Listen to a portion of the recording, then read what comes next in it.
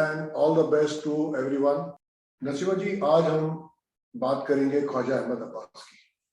तो ख्वाजा अहमद अब्बास के शुरू करने के लिए मैंने एक छोटा सा प्रेजेंटेशन बनाया, उसके साथ आप बताइए आज हम ख्वाजा अहमद अब्बास के बारे में, उनकी लाइफ के बारे में, उनके वर्क्स के बारे में हम क्या करते हैं।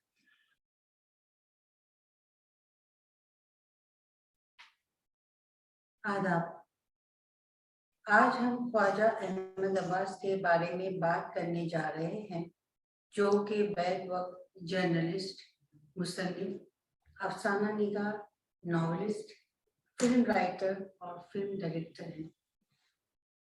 ख्वाजा अहमद साहब ख्वाजा अल्ताफ हुसैन के नवासे थे, यानी हाल ही उनके ग्रेट ग्रैंडफादर थे, जो उर्दू अदब के पहले रिफॉर्मर और बहुत बड़े मोहसिन थे।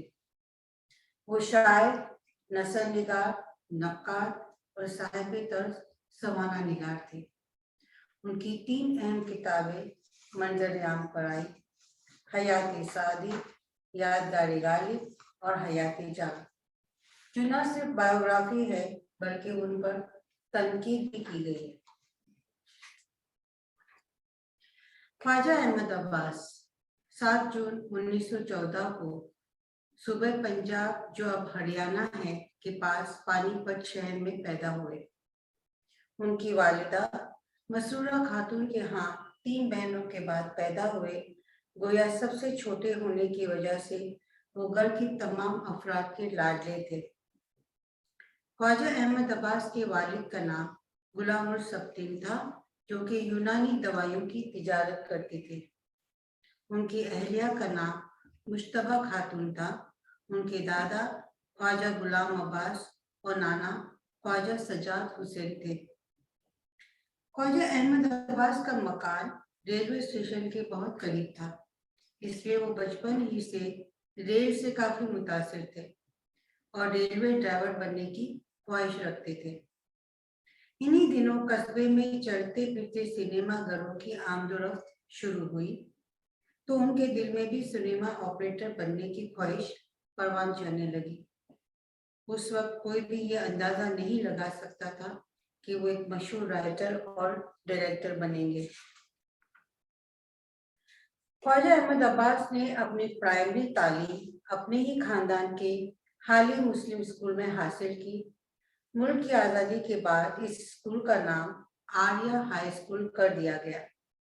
जब उन्होंने 10वीं पास की तो वालिद साहब के इसरार पर पहले मेडिकल में दाखिला लिया, लेकिन मेडिकल उनके बस का रोग नहीं था। चुनाचे इंजीनियरिंग में दाखिला लिया और बिलाखिर इससे भी घबराकर आर्ट्स के मज़ामीन मुंतखब किए और बीए में दाखिला लिया। इस तरह वो अलीगढ़ से जुड़ गए। उनको अंग्रेजी और उर्दू दोनों जबानों में यकसा कुदरत हासिल थी। अलीगढ़ यूनिवर्सिटी सिर्फ सिखाने का काम नहीं करती थी, और एक्टिविटीज भी होती थी जिसमें तलबा के टैलेंट को निखारा जाता था। उस जमाने में अलीगढ़ यूनिवर्सिटी के तलबा यूनियन में हर हफ्ता डिबेट हुआ करता था, जो आमतौर पर अंग्रेजी में होता था। ख्वाजा साहब का शुमार भी 2-3 मुमताज यानी मशहूर डिबेटरों में होता था। वो न सिर्फ अंग्रेजी रवाने से बोलते थे, बल्कि उनकी मालूमात भी खूब थी। वहाँ ड्रामे लिखे जाते थे और थिएटर में पेश किए जाते थे। उन्होंने भी कई ड्रामों में हिस्सा लिया। अलीगढ़ के इस इल्मी व अदबी माहौल ने उनकी शख्सियत को और भी निखारा और उनके अदबी ज़ौक़ को भी आगे बढ़ाया। उनकी तालीम और तरबियत में 2 बुजुर्गों का बड़ा हाथ रहा। एक थे उनके नाना और दूसरे उनके वालिद। उनकी तालीम और तरबियत जिस अंदाज में हुई, वहाँ बड़ों का एहतराम और छोटों से प्यार सिखाया जाता था। इनका घराना इल्मी व अदबी घराना था, जहाँ पढ़ने लिखने का अक्सर चर्चा होता रहता था, और इससे बच्चों में इल्म व अदब का शौक पूरा हुआ। ख्वाजा साहब ने खुद प्रोफेसर महमूद इलाही को इंटरव्यू देते हुए अपने घर के इल्मी माहौल के बारे में बताया। हमारे घर का माहौल ऐसा था जिसमें किताबें थी, रिसाले थे। हमारे दर की औरतें ऐसे नॉवल मंगवाती थी जो औरतों के लिए लिखे जाते थे। वो औरतें ये नॉवल जोर जोर से पढ़ती थी। जब मैं छोटा था तो इन औरतों की जबानी नॉवल सुना करता था। जब मैं 8 साल का हुआ तो मैंने पहली दफा खुद नॉवल पढ़ा जिसका नाम था गुदर का लाल। इसके बाद फसाने आजाद पढ़ा, यानी 7-8 बरस की उम्र का था, क्योंकि हमारे अब्बा इजाजत नहीं देते थे कि ज्यादा रात तक पढ़ ले। और एक रात रजाई के अंदर आग लग गई। तब मालूम हुआ कि फसाने आजाद इतना अच्छा नॉवल था कि इसमें मैं खोया रहा और इतने में रजाई में आग लग गई लालटेन से। अफसाने आजाद से पहले वो बच्चों का रिसाला फूल पढ़ा करते थे। हालांकि उनके वालिद उनको वकील बनाना चाहते थे, मगर वकालत का पेशा उन्हें इसलिए नापसंद था कि वकील अपने क्लाइंट की पैरवी के लिए झूठ को सच और सच को झूठ बनाकर पेश करता है। इस पेशे में दौलत तो खूब होती है, लेकिन जमीर जैसी शय से महरूम होता है। दरअसल वकालत की तालीम दिलाकर वकील बनाना ये उनके वालिद का मकसद नहीं था, बल्कि कानून के तमाम रमूज यानी रूल्स एंड रेगुलेशन से वाकिफ कराना ही उनका मकसद था, ताकि उनका बेटा जब मैदान अमल में उतरे तो वो किसका दस्ते नगर न बने, यानी मोहताज न बने, बल्कि अपना मुहाफिज खुद हो। इसलिए उन्होंने अपने वालिद की ख्वाहिश का एहतराम करते हुए 1933 में अलीगढ़ कॉलेज से वकालत की डिग्री हासिल की, अलीगढ़ यूनिवर्सिटी से। अब जो उनको बीए का डिग्री मिल गया और फिर उनके बाद लॉयर का भी डिग्री मिल गया, I think that is the reason why entered into journalism. तो इनकी जर्नलिज्म की जर्नी के बारे में कुछ बताओ। जी, उन्होंने आशीष पांडे को एक इंटरव्यू में ये कहते हुए हमने सुना कि मैंने जर्नलिस्ट की इब्तिदा स्टूडेंट की हैसियत से की थी। एक अखबार निकालता था दोस्तों की मदद से। इस अखबार का नाम अलीगढ़ ओपिनियन था। ये अखबार मुझे इसलिए निकालना पड़ा कि नेशनलिस्ट ख्यालात होने की वजह से अलीगढ़ मैगजीन मेरे लिए बंद था। यह आज़ादी के पहले की बात है और इस मैगजीन में मेरी कहानियां और मज़ामीन की इजाजत नहीं थी, वो नहीं छप सकते थे। इसलिए मुझे अपना एक वीकली अखबार निकालना पड़ा जिसमें मैं अपनी राय का इजहार कर सकता था। इसके अलावा भी उन्होंने खुद का दूसरे अखबारों में भी उन्होंने लिखना शुरू किया, पहले नामानिगार की हैसियत से। बॉम्बे क्रॉनिकल और नेशनल कॉल के लिए भी वो पोथन जोसेफ के नए अखबार हिंदुस्तान टाइम्स में भी लिखते थे। पहले नेशनल कॉल ज्वाइन किया, बाद में बॉम्बे क्रॉनिकल। वहां रिपोर्ट्स भेजने का काम किया करते थे, छुट्टियों में भी काम करते थे। एक साइकिल पर दिल्ली के इर्द गिर्द यानी आसपास में चारों तरफ घूमते थे और जितनी पुलिस और अस्पतालों की रिपोर्ट्स होती थी वो लाते थे। इत्तेफाक से उनका घर भी हिंदुस्तान टाइम्स और नेशनल कॉल के दफ्तर के करीब था। उन्होंने अपनी बायोग्राफी में इस नौकरी से जो मुश्किलात पेश आती थी उनका जिक्र कुछ इस तरह किया है। उन्हें हर रोज साइकिल से सारे शहर का चक्कर लगाना पड़ता था। रोजाना सुबह शाम हर थाने और अस्पताल में से रिपोर्ट लेनी पड़ती थी और शाम से आधी रात तक एडिटिंग करनी पड़ती थी, जिनमें हर तरह के काम शामिल थे। मसलन जो खबरें मौसूल होती थी उन्हें कान छानकर काबिल इशार बनाना पड़ता था और एडिटर के नाम आए खुतूत का भी इंतखाब करना पड़ता था और फिर इशार के लिए देना पड़ता था। मानो नेशनल कॉल दफ्तर वो पहला स्कूल था जहां ख्वाजा अहमद अब्बास ने सहाफत की अमली तालीम हासिल की। बॉम्बे क्रॉनिकल में उन्होंने द लास्ट पेज लिखना शुरू किया और जब बॉम्बे क्रॉनिकल 1947 में बंद हो गया तब उस वक्त के मशहूर रिसाले ब्लिट्ज के मालिक R.K. करंजिया ने उनको अपने रिसाले में द लास्ट पेज लिखने के लिए कहा। द लास्ट पेज ब्लिट्ज के उर्दू एडिशन में आजाद कलम के नाम से मशहूर हुआ। द लास्ट पेज इंडिया की सहाफत की तारीख में सबसे लंबा चलने वाला कालीन था, जहां पर हर किस्म के मौजू जैसे सियासी, समाजी, इक्तिसादी, अदबी और फिल्मी हर चीज पर बहस की जाती थी। और ब्लिट्ज के रिसाले को लोग इसकी वजह से ही जानते थे। लोगों का कहना था कि ब्लिट्ज का लास्ट पेज उस जमाने का पहला पेज हुआ करता था, क्योंकि पढ़ने वाला उस पेज को सबसे पहले पढ़ा करते थे, और इस कालीन की वजह से लोग इस रिसाले को खरीदते भी थे।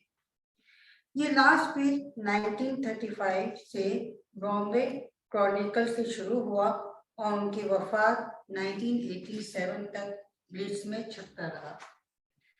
ये जो लास्ट पेज जो है ना, this is something which identifies with Khwaja Ahmad Abbas. उनकी जब वफात हुई 1987 में, तो ब्लिट्ज अखबार में उनका विल प्रिंट किया गया। तो रियली वो लास्ट पेज का एक प्रेजेंटेशन में एंड में दूंगा। तो ये last page was something which defined it. Blitz was a weekly newspaper magazine, the news magazine, very famous at that time. And Mr. Karanji also was very famous, and A.K. Abbas also made it very famous.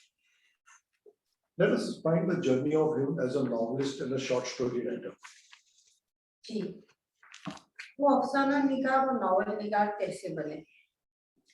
इनका कहना था कि जो इन अस्पताल और थाने police की जो reports जो आती थी उनके पास, उसके अंदर कुछ ऐसी कहानियां होती थी जो इंसानी जिंदगी के पहलुओं को उजागर करती थी, जिसने आहिस्ता आहिस्ता मुझे अफसाना निगार की तरफ माइल किया। इस तरह ख्वाजा साहब की कलम कभी सियासी, कभी मजहबी सरहदों पर हमला किया, कभी जबान और नस्लों को गिराने का काम किया। गर्ज की कलम ने उनका साथ एक महबूब की तरह निभाया, जिसने कभी कभी तलवार का काम भी किया। वो ब्लिट्ज के अलावा कई और अखबारों में लिखते थे, बकौल ज़मीर नियाजी के। उन्होंने अदब और फिल्म में अपना मकाम जरूर बनाया, लेकिन सहाफत उनका ओढ़ना बिछोना रही है। उनके बारे में मशहूर था कि वो खुद नहीं लिखता, उनका टाइपराइटर लिखता है। सहाफत का पेशा उनका इश्क था। ख्वाजा साहब के जहन और दर्दमंद दिल पर मुल्क और कौम की बदहाली का काफी असर पड़ा था, और उसको दूर करने में कलम ने उनका साथ दिया। इस तरह वो अवाम के अदीब बन गए, लोगों को अपनी तरफ मुतवज्जा करने के लिए अफसाने और नॉवल निगार बने। उनकी तख्लीकात शहजादियों और परियों की कहानियों तक ही महदूद नहीं थी, बल्कि वो अपने अदब के वसीले से अपने हमवतनों की जहनी परवरिश और आज़ादी की तरफ रहनुमाई करना चाहते थे। उन्हें गुलामी की जंजीरों, फिरका परस्ती से, जहालत उन तमाम तर बुराइयों से निजात दिलाना चाहते थे जिनमें समाज मुब्तला था। इसलिए उनकी ज्यादातर कहानियों में रोजमर्रा जिंदगी के वाकयात, बंगाल कहत, आजादी के बाद दही तरक्याती मनसूबा की बातें, गुर्बत, रोजगारी वगैरह इनके अफसानों के चंद अहम मौजूआत हैं। 1948 में सरगर्म के नाम से एक हिंदी रिसाला भी जारी किया। दरअसल ये एक तजर्बा था, एक्सपेरिमेंट था। इस रसाले में देवनागरी रस्मुल खत में अदीबों की तख्लीकात शाया की जाती थी। इसके जरिए हिंदी और उर्दू अदीबों को एक दूसरे के करीब लाना था। पहले एडिशन में उन्होंने फिराक गोरखपुरी, कृष्णचंद, इस्मत चुगताई और राजेंद्र सिंह बेदी की तख्लीकात के साथ मीर और नदीर अकबर आबादी की समझ आने वाली गजलें भी शाया की। लेकिन बहुत जल्द तरक्की पसंदों का अत्ताब यानी गुस्सा ख्वाजा साहब के साथ इस रिसाले पर भी पड़ा और वो बंद हो गया। अपनी तहरीरों की मिजाज और अपनी सियासी नजरियात की वजह से फितरी तौर पर वो तरक्की पसंदों के हलकों में शामिल हो गए। 1937 में जब उनका पहला अफसानवी मजमुआ एक लड़की शाया हुआ, तो उनका शुमार बाकायदा तरक्की पसंदों में शामिल होने लगा। इस अफसानवी मजमुए में उनकी एक कहानी थी अबाबिल। ये उनकी पहली कहानी थी जो जामा दहली जून 1936 के शुमारे में शाया हुई। ये कहानी इस कदर मकबूल हुई कि उसका शुमार दुनिया की बेहतरीन कहानियों में किया गया। ये कहानी तख्लीक करते वक्त उनकी उम्र फकत 26 साल की थी और उस कहानी का अंग्रेजी तर्जुमा स्पैरो के नाम से लंदन से शाया होने वाली अंग्रेजी मैगजीन न्यू इंडियन लिटरेचर में शाया हुआ। बकौल डॉक्टर खलीक अंजुम के इस कहानी को हिंदुस्तान और हिंदुस्तान के बाहर गैर मामूली मकबूलियत हासिल हुई। जर्मनी में दुनिया की बेहतरीन कहानियों का एक इंतखाब शाया किया गया था, जिसमें हिंदुस्तान से 3 कहानियां ली गई। एक कहानी रविंद्रनाथ टैगोर की, दूसरी थी मुल्कराज आनंद की और तीसरी ख्वाजा अहमद अब्बास की अबाबिल। हम समझ सकते हैं कि ये कहानी कितनी खूबसूरत होगी। इस कहानी में इंसान के नफ्सियाती पहलू का जिक्र किया गया है। फारूक, अभी आप अबाबिल के बारे में कुछ कहेंगे? अबाबिल एक स्टोरी है. It's of a story of an angry and frustrated farmer who loses everything due to his ill-tempered ways. He loses his wife goes away, his sons leave him, and his state of mind also goes, all due to his anger and temper. Till he sees a nest of sparrows in his own house, creating a beautiful family of their own. A story of hope and peace. अब नसीमा हम एक accept सुनेंगे उनकी story का bye Rukhsana जमादार। रुखसाना जी, अभी हमने अबाबिल की story के बारे में कुछ कह के सुना है। Thank you. ख्वाजा अहमद अब्बास, अबाबिल। उसका नाम तो रहीम खान था, मगर उस जैसा जालिम भी शायद कोई हो। गांव भर उसके नाम से कांपता था, ना आदमी पर तरस खाए न जानवर पर। एक दिन रामू रोहाल के बच्चे ने उसके बैल को दुम में कांटे बांध दिए थे, तो मारते मारते उसको अधमरा कर दिया। अगले दिन जेलदार की घोड़ी उसके खेत में घुस आई तो लाठी लेकर इतना मारा कि लहूलुहान कर दिया। लोग कहते थे कि कमबख्त को खुदा का खौफ भी तो नहीं है, मासूम बच्चों और बेजुबान जानवरों तक को माफ नहीं करता। ये जरूर जहन्नम में जलेगा। मगर ये सब उसकी पीठ के पीछे कहा जाता। सामने किसी की हिम्मत जुबान हिलाने की नहीं होती थी। एक दिन बिंदु की जो शामत आई तो उसने कह दिया, अरे भाई रहीम खान, तू क्यों बच्चों को मारता है? बस उस गरीब की वो दुर्गत बनाई कि उस दिन से लोगों ने बात भी करनी छोड़ दी कि मालूम नहीं किस बात पर बिगड़ पड़े। बास का ख्याल था कि इसका दिमाग खराब हो गया है, इसको पागल खाने भेजना चाहिए। कोई कहता था अब के किसी को मारे तो थाने में रिपोर्ट लिखवा दो, मगर किसकी मजाल थी कि उसके खिलाफ गवाही दे, उससे दुश्मनी मोल लेता। गांव भर ने उसकी बात करनी छोड़ दी, मगर उस पर कोई असर ना हुआ। सुबह सवेरे वो हल खांदे पर लिए धरे अपने खेत की तरफ जाता दिखाई देता। रास्ते में किसी से न बोलता, खेत में जाकर बैलों से आदमियों की तरह बातें करता। उसने दोनों के नाम रखे हुए थे, एक को कहता था नत्थू, दूसरे को छद्दू। हल चलाते हुए बोलता जाता, क्यों बे नत्थू, तू सीधा नहीं चलता? ये खेत आज तेरा बाप पूरा करेगा क्या? और अबे छद्दू, तेरी भी शामत आई है क्या? और फिर इन गरीबों की शामत आ ही जाती। सूत की रस्सी की मार दोनों बैलों की कमर पर जख्म पड़ गए थे। शाम को घर आता तो वहां अपनी बीवी बच्चों पर गुस्सा उतारता रहता। दाल या साग में नमक है, बीवी को उधेड़ डाला। कोई बच्चा शरारत कर रहा है, उसको उल्टा लटका कर बैलों वाली रस्सी से मारते मारते बेहोश कर देते। गर्ज हर रोज एक आफत बपा रहती थी। आसपास के झोपड़ों वाले रोज रात को रहीम खान की गालियों, उसकी बीवी और बच्चों के मार खाने और रोने की आवाज सुनते, मगर बेचारे क्या कर सकते थे। अगर कोई मना करने जाए तो वो भी मार खाए। मार खाते खाते बीवी गरीब तो अधमुई हो गई थी।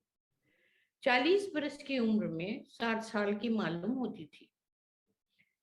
बच्चे जब छोटे छोटे थे तो पिटते रहे। बड़ा जब 12 बरस का हुआ तो एक दिन मार खाकर जो भागा तो फिर वापस न लौटा।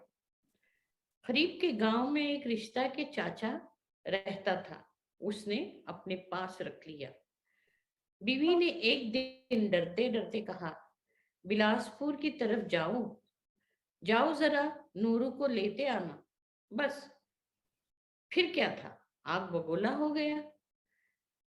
मैं इस बदमाश को लेने जाऊं, अब वो खुद भी आया तो टांगे चीर कर फेंक दूंगा।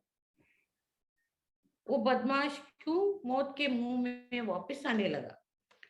2 साल के बाद छोटा लड़का बिंदु भी भाग गया और भाई के पास रहने लगा। रहीम खान को गुस्सा उतारने के लिए फक्त बीवी रह गई थी। सो वो गरीब इतनी पिट चुकी थी कि अब आदी हो चुकी थी। मगर एक दिन उसको इतना मारा कि इसने भी न रहा गया।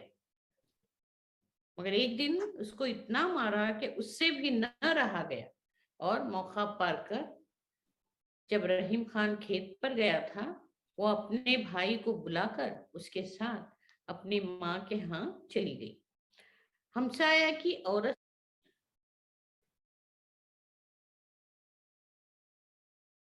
ये पानी इस तरह ही आता रहा तो घोंसला तबाह हो जाएगा और अबाबीलें बेचारी बेघर हो जाएंगी। ये सोचकर उसने कवाड़ खोले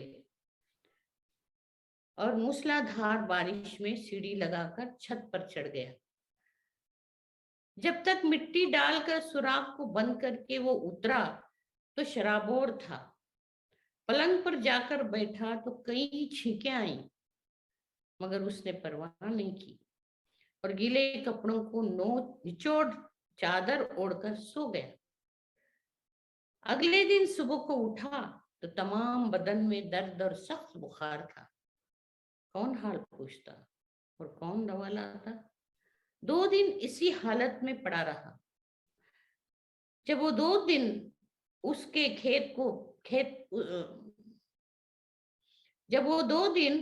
खेत पर जाते हुए न देखा तो गांव वालों की तशवीश हुई।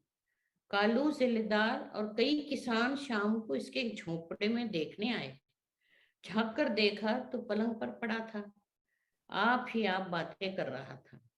अरे बिंदु, अरे नूरू, कहाँ मर गए, आज तुम्हें कौन खाना देगा। चंद अबाबीलें कमरे में फड़फड़ा रही थी। बेचारा पागल हो गया है, कालू जमींदार ने सर हिलाकर कहा। सुबह को शफा खाना वालों को पता देंगे कि पागल खाना भिजवा दे। अगले दिन सुबह को जब उसके पड़ोसी शफा खाना वालों को लेकर आए और उसके झोंपड़े का दरवाजा खोला तो वो मर चुका था। उसकी पाइंटी 4 अबाबीलें सर झुकाए खामोश बैठी थी।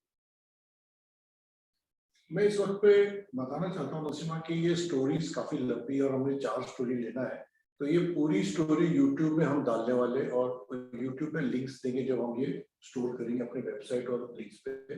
तो अभी चलते आगे अपने प्रोग्राम की तरफ।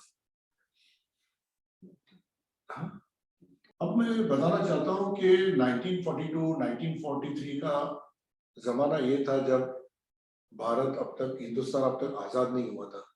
फ्रीडम मूवमेंट अपने जोर पे थे। तो जितने भी थिएटर वाले थे उन्होंने एक एसोसिएशन बनाया, उनका नाम था Indian people's theatre association. all the theatre artists came together and Khwaja Ahmad Abbas was one of the founding members. और ये ग्रुप जो बना ये उस दरमियान में था जब सेकेंड वर्ल्ड वॉर चालू था, बंगाल फैमिन में सब अखा बंगाल में millions of people died, starvation deaths थे इंडिया में, first time starvation deaths India में इतने तादाद में थे। और ब्रिटिश गवर्नमेंट जो थी जो इंडिया के ऊपर अपना अत्याचार चालू ही रखी थी और अपने जो दूसरे जो फ्रीडम फाइटर्स थे उनका क्विट इंडिया मूवमेंट तो चालू ही था। तो थिएटर वाले सब जमा हुए और कहे कि हम भी कुछ करते हैं। और इस वक्त पे एक ग्रुप बना जिसमें बहुत मशहूर लोग थे, पृथ्वीराज कपूर, बिजॉन भट्टाचार्य, बलराज साहनी, ऋत्विक घाटक, उत्पल दत्त, ख्वाजा अहमद अब्बास और बहुत सारे उस वक्त के सबसे समझे ना most important people from theatre cinema came together and they formed IPTA. IPTA की जो पॉलिसी थी कि ये हम लोगों के पास एक मैसेज लेके जाए, ये जो ब्रिटिश गवर्नमेंट की जो ज्यादती हो रही है specially Bengal famine was the last thing, you know. Churchill ने अखे बंगाल की जो खान थे, जैसे चावल गेहूं सब लूट के सेकेंड वर्ल्ड वॉर के जो सोल्जर्स थे इटली में उनको भेज दिया था, हालांकि वॉर जीत गए थे। तो ये साबित करना चाहते थे ऑल इंडिया पीपल्स थिएटर के कॉन्फ्रेंस की जो मेंबर्स थे कि हम लोगों के पास जाए, थिएटर लेके जावे, स्ट्रीट थिएटर लेके जावे और लोगों को जागरूक करें कि आज न तो कल ये ब्रिटिश गवर्नमेंट को तो जाना ही यहाँ से, they don't deserve India and we don't deserve this British government. तो ये इसके ऊपर काफी चर्चा हुई और फिर सबके अंदर चेंजेस आए और फिर जैसा मैंने बताया अभी स्क्रीन पे कि दो तीन ड्रामे भी लिखे, उसके बारे में कुछ बताओ जी। इप्टा के जरिए ये ख्वाजा अहमद अब्बास ज्वाइंट हुए और उन्होंने भी 2-3 ड्रामे लिखे। इनमें से एक ड्रामा था ये अमृत है और एक था जुबैदा।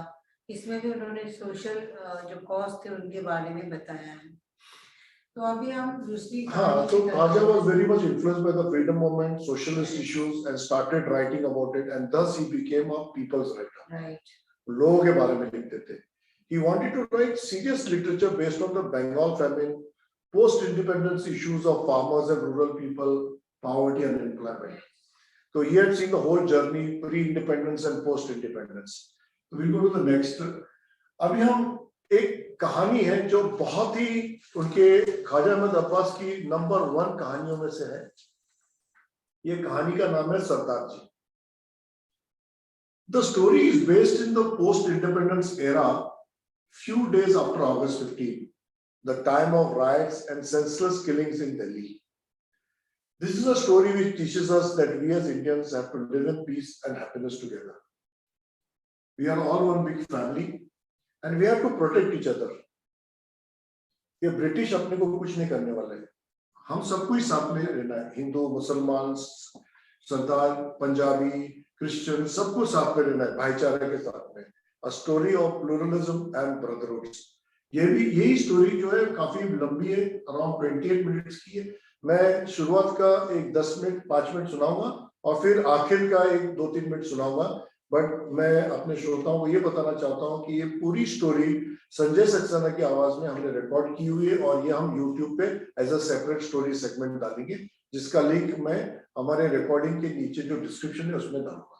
तो अभी हम सुनते हैं संजय सक्सेना से सरदार जी, जो मेरी मौत के नाम से भी जाना जाता है। ओके,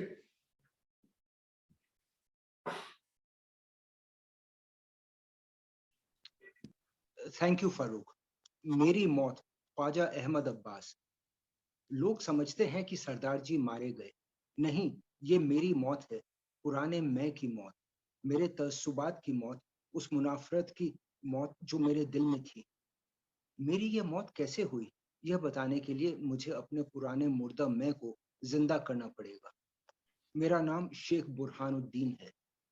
जब दिल्ली और नई दिल्ली में फिरका वाराना कत्ल और गारत का बाजार गर्म और मुसलमानों का खून सस्ता हो गया, तो मैंने सोचा वाहरी किस्मत, पड़ोसी भी मिला तो सिख। हके हम साइगी अदा करना और जान बचाना तो दूर, न जाने कब किरपान भोंक ले। बात यह कि उस वक्त मैं सिखों पर हंसता भी था, उनसे डरता भी था और काफी नफरत भी करता। आज से नहीं, बचपन से। मैं शायद 6 बरस का था जब पहली बार मैंने एक सिख को देखा जो धूप में बैठा अपने बालों में कंघी कर रहा। मैं चिल्ला पड़ा, अरे वो देखो, औरत के मुंह पर कितनी लंबी दाढ़ी। जैसे जैसे उम्र गुजरती गई, ये इस्तेजाब एक नस्ली नफरत में तब्दील होता गया। घर की बड़ी बूढ़ियां जब किसी बच्चे के बारे में नामुबारक बात का जिक्र करती, मसलन यह कि उसे निमोनिया हो गया या उसकी टांग टूट गई, तो कहती, अब से दूर किसी सिख फिरंगी को निमोनिया हो गया, या अब से दूर किसी सिख फिरंगी की टांग टूट गई। बाद को मालूम हुआ कि यह कोसना 1857 ईस्वी की यादगार था, जब हिंदू मुसलमानों की जंग आजादी को दबाने में पंजाब के सिख राजाओं और उनकी फौजों ने फिरंगियों का साथ दिया था।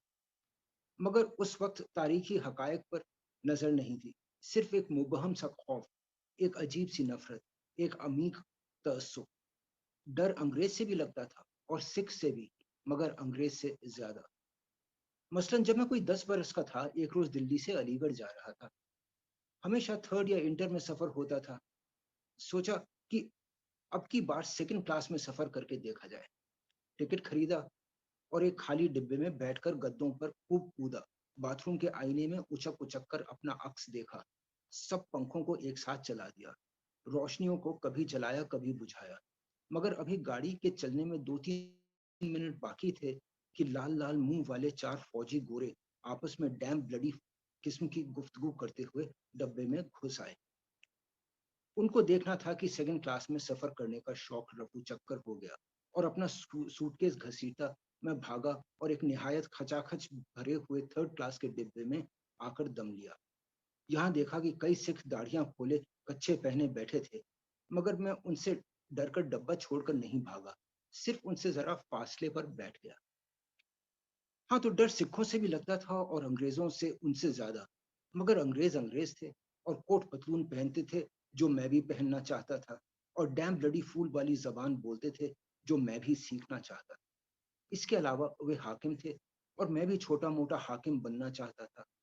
वे कांटे छुरी से खाना खाते थे और मैं भी कांटे छुरी से खाना खाने का ख्वाहिशमंद था, ताकि दुनिया मुझे भी मुहज्जब और मुतमद्दिन समझे। मगर सिखों से जो डर लगता था वो हिकारत आमेज।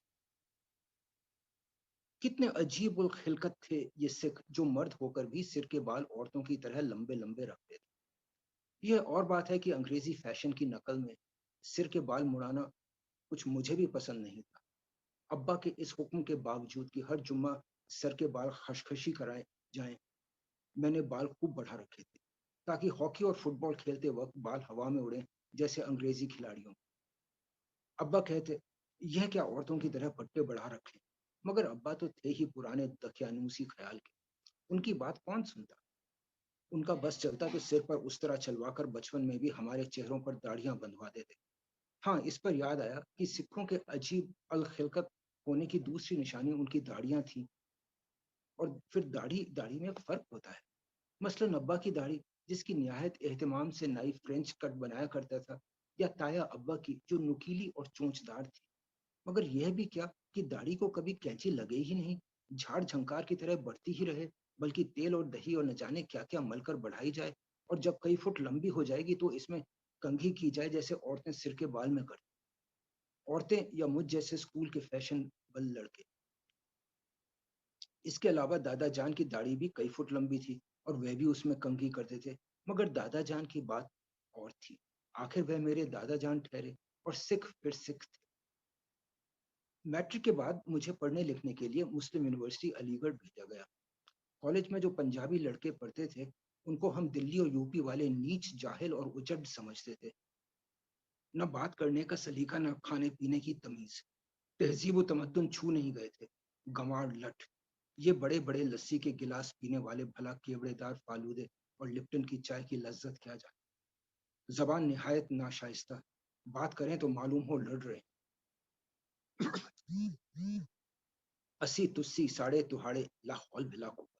मैं तो हमेशा उन पंजाबियों से कतराता था, मगर खुदा भला करे हमारे वार्डन साहब का कि उन्होंने एक पंजाबी को मेरे कमरे में जगह दे दी। मैंने सोचा चलो अब साथ ही रहना है तो थोड़ी बहुत हद तक दोस्ती ही कर ली जाए। कुछ दिनों में काफी गाढ़ी छनने लगी। उसका नाम गुलाम रसूल था, रावलपिंडी का रहने वाला था, काफी मजेदार आदमी और लतीफे खूब सुनाया करता। अब आप कहेंगे जिक्र शुरू हुआ था सरदार साहब का, यह गुलाम रसूल कहाँ से टपक पड़ा? मगर असल में गुलाम रसूल का इस किस्से से करीबी ताल्लुक है। बात यह है कि वो जो लतीफ़े सुनाता था, वो आम तौर से सिखों के बारे में होते थे, जिनको सुन-सुन कर मुझे पूरी सिख कौम की आदात और ख़साइस, उनकी नस्ली ख़ुसूसियात और इज्तिमाई कैरेक्टर का बखूबी इल्म हो गया था। बकौल गुलाम रसूल, सिख तमाम बेवकूफ़ और बुद्धू होते हैं। 12 बजे तो उनकी अक्ल ही बिल्कुल ख़ब्त हो जाती है। इसके सबूत में कितने ही वाक़ियात बयान किए जा सकते हैं। मसलन एक सरदार जी दिन के 12 बजे साइकिल पर सवार अमृतसर के हॉल बाज़ार से गुज़र रहे थे। चौराहे पर एक सिख कांस्टेबल ने रोका और पूछा, तुम्हारी साइकिल की लाइट कहाँ है? साइकिल सवार सरदार जी गिड़गिड़ाकर बोले, जमादार साहब अभी अभी बुझ गई है, घर से जलाकर तो चला था। इस पर सिपाही ने चालान करने की धमकी दी। एक राह चलते सफेद दाढ़ी वाले सरदार जी ने बीच बचाव कराया, चलो भाई कोई बात नहीं, लाइट बुझ गई है तो अब जला लो। और इसी किस्म के सैकड़ों किस्से गुलाम रसूल को याद थे, और जब वो पंजाबी मुकालमों के साथ सुनाता था तो सुनने वालों के पेट में बल पड़ जाते। असल में उनको सुनने का मजा पंजाबी में ही था, क्योंकि उजड़ सिखों की अजीब व गरीब हरकतों के बयान करने का हक कुछ पंजाबी जैसी उजड़ जबान में ही हो सकता है। सिख ना सिर्फ बेवकूफ और बुद्धू थे, बिल्कुल गंदे थे। जैसे कि एक सबूत तो गुलाम रसूल का, जिसने सैकड़ों सिखों को देखा था, यह था कि वह बाल नहीं मुंडाते थे। उसके अलावा बरखिलाफ हम साफ सुथरे नमाजी मुसलमानों के, जो हर अठवारे जुम्मा के जुम्मा गुस्ल करते हैं, ये सिख कच्छा बांध सबके सामने नल के नीचे बैठकर नहाते तो रोज हैं, मगर अपने बालों में दाढ़ी में न जाने क्या क्या गंदी और गलीज चीजें मत, मसलन दही। वैसे तो मैं भी सिर में लाइम जूस ग्लिसरीन लगाता हूँ, जो किसी कदर गाढ़े गाढ़े दूध से मुशबा होती है, मगर उसकी बात और है। वो विलायत की मशहूर परफ्यूम फैक्ट्री से निहायत खूबसूरत शीशी में आती है, और दही किसी गंदे संदे हलवाई की दुकान से। खैर जी, हमें दूसरों के रहने सहने के तरीकों से क्या लेना, मगर सिखों का सबसे बड़ा कसूर यह था कि ये लोग अक्खड़पन, बदतमीजी और मार धाड़ में मुसलमानों का मुकाबला करने की जुर्रत करते। अब दुनिया जानती है कि एक अकेला मुसलमान 10 हिंदुओं या सिखों पर भी भारी होता है, मगर फिर ये सिख मुसलमानों के रौब को नहीं मानते थे। किरपाने लटकाए अकड़ अकड़ कर मूंछों बल्कि दाढ़ी पर भी ताव देते चलते थे। गुलाम रसूल का कहना था कि उनकी हेकड़ी एक दिन हम ऐसी निकालेंगे कि खालसा जी याद आ जाए। कॉलेज छोड़े कई साल गुजर गए। तालिबे इल्म से मैं क्लर्क और क्लर्क से हेड क्लर्क बन गया। अलीगढ़ का हॉस्टल छोड़ नई दिल्ली में एक सरकारी क्वार्टर में रहना सहना इख्तियार कर लिया। शादी हो गई, बच्चे हो गए, मगर कितनी ही मुद्दत के बाद मुझे गुलाम रसूल का वह कहना याद रहा कि जब एक सरदार साहब मेरे बराबर के क्वार्टर में रहने को आए, ये रावलपिंडी से बदली करा के आए थे, क्योंकि रावलपिंडी के जिला में गुलाम रसूल की पेशनगोई के बमुजिब सरदारों की हेकड़ी अच्छी तरह से निकाली गई थी। मुजाहिदों ने उनका सफाया कर दिया था। बड़े सूरमा बनते थे, किरपाने लिए फिरते थे। बहादुर मुसलमानों के सामने उनकी एक न बनी। उनकी दाढ़ियां मूंद कर उनको मुसलमान बनाया गया था, जबरदस्ती उनका खतना किया गया था। हिंदू प्रेस हस्बे आदत मुसलमानों को बदनाम करने के लिए यह लिख रहा था कि सिख औरतों और बच्चों को भी मुसलमानों ने कत्ल किया है। हालांकि यह इस्लामी रिवायात के खिलाफ है। कोई मुसलमान मुजाहिद कभी औरत या बच्चे पर हाथ नहीं उठाता। रही औरतों और बच्चों की लाशों की तस्वीरें जो छापी जा रही थीं, वो या तो जाली थीं, या सिखों ने मुसलमानों को बदनाम करने के लिए खुद अपनी औरतों और बच्चों को कत्ल किया होगा। रावलपिंडी और मगरबी पंजाब के मुसलमानों पर यह भी इल्जाम लगाया गया था कि उन्होंने हिंदू और सिख लड़कियों को भगाया था। हालांकि वाकया सिर्फ इतना है कि मुसलमानों की जवां मर्दी की धाक बैठी है, और अगर नौजवान मुसलमानों पर हिंदू और सिख लड़कियां खुद ही लट्टू हो जाएं, तो उनका क्या कसूर है कि वे तबलीग इस्लाम के सिलसिले में इन लड़कियों को अपनी पनाह में ले। हाँ, तो सिखों की नाम निहाद बहादुरी का भांडा फूट गया। भला अब तो मास्टर तारा सिंह लाहौर में किरपान निकालकर मुसलमानों को धमकियां दे। पिंडी से भागे हुए सरदार और उनकी खस्ता हाली को देखकर मेरा सीना अजमत इस्लाम की रूह से भर। हमारे पड़ोसी सरदार जी की उम्र कोई 60 बरस की होगी। दाढ़ी बिल्कुल सफेद हो चुकी थी।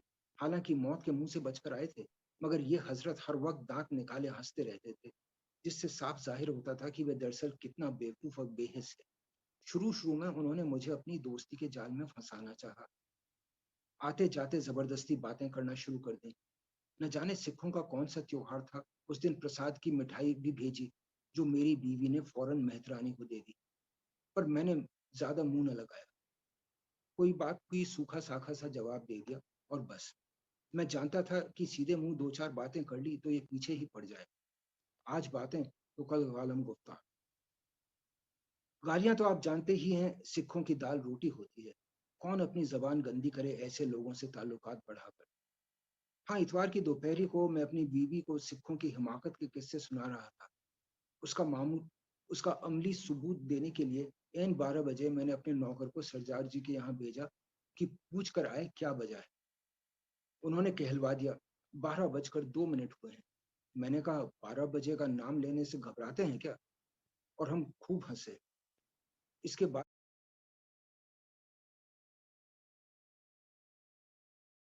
हर क्या हुआ यह मुझे ठीक तरह मालूम न।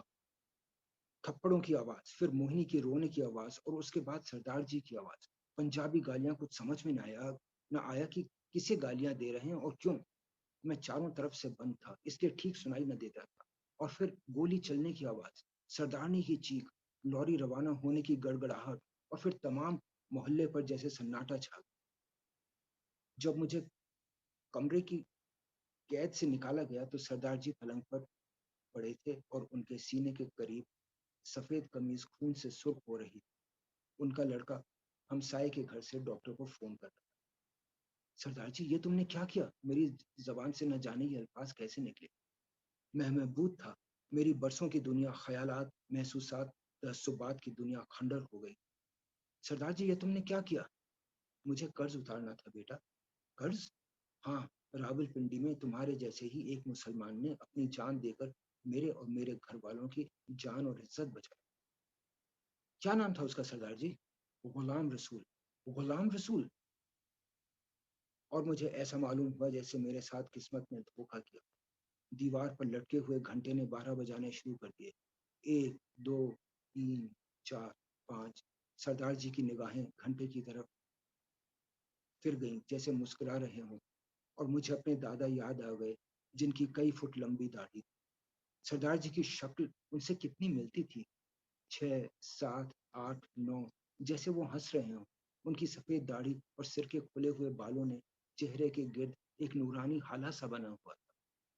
10, 11, 12 जैसे वो कह रहे हो जी असा ते हाँ तो 24 घंटे 12 बजे रहते हैं।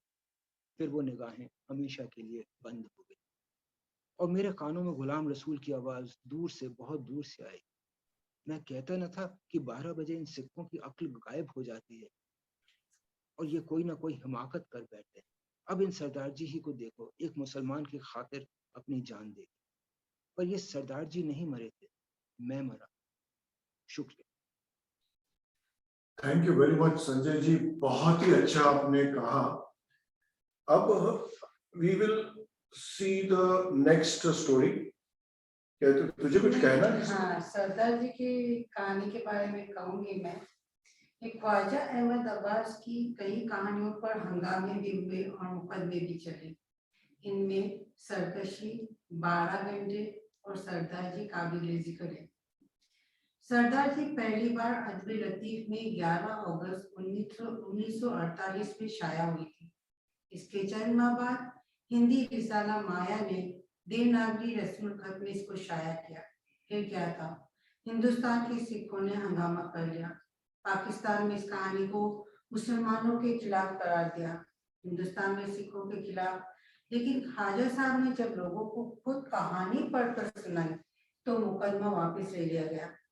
इस कहानी की अहमियत का अंदाजा इस बात से भी लगाया जा सकता है कि 1950 में खुशवंत सिंह ने पंजाब पर लिखी गई कहानियों का एक इंतखाब अंग्रेजी में शाया किया, तो ये कहानी पहले नंबर पर थी। नसीमा, ये जो कहानी जो ऑडियंस को सुनाए हैं, ये बुक है सरदार जी करके। ये बहुत फेमस बुक है, collection of all stories are there. मैं अपने श्रोताओं को रिक्वेस्ट करता हूँ कि ये सुरेश कोहली ने एडिट की बुक है सरदार जी, ये पढ़े। और इसमें इंग्लिश में सब स्टोरीज लिखी हुई है और बहुत अच्छी लिखी है। और जो सरदार जी की जो स्टोरी है वो खुशवंत सिंह ने ट्रांसलेट की है and it is one of the best translations I have read.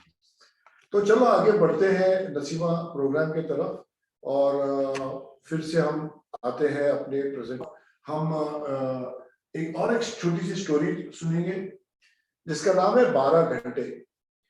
ये उस जमाने में नसीमा 1942, 43, 44 बहुत सारे लोग जो freedom movement, quit India movement, Netaji Subhash Chandra Bose और अपनी जो महात्मा गांधी के क्विट इंडिया मूवमेंट वगैरह में काम करते थे, और कम्युनिस्ट लोग भी काफी काम करते थे।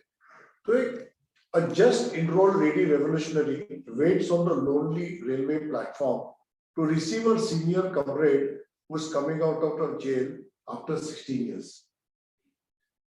12 घंटे, 12 घंटे what he has, she was told, for him to enjoy his freedom.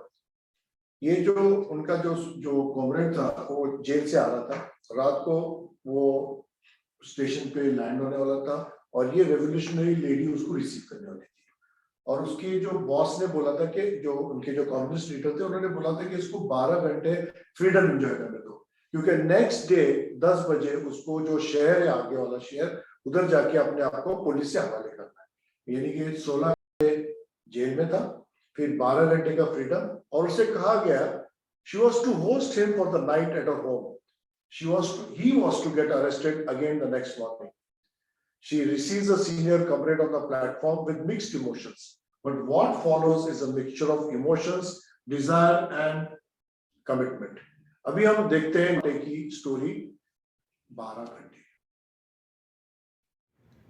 12 घंटे, दिसंबर का महीना।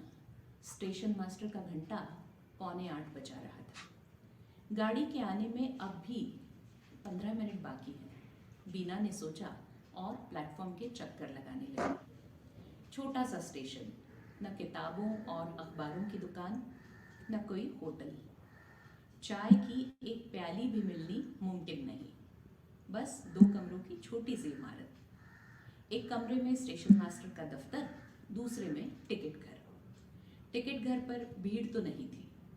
2 किसान गाड़ी की चादरों में लिपटे, कानों को रात की ठंडी हवा से बचाने के लिए ढाटा बांधे बरामदे में सिकुड़े बैठे थे।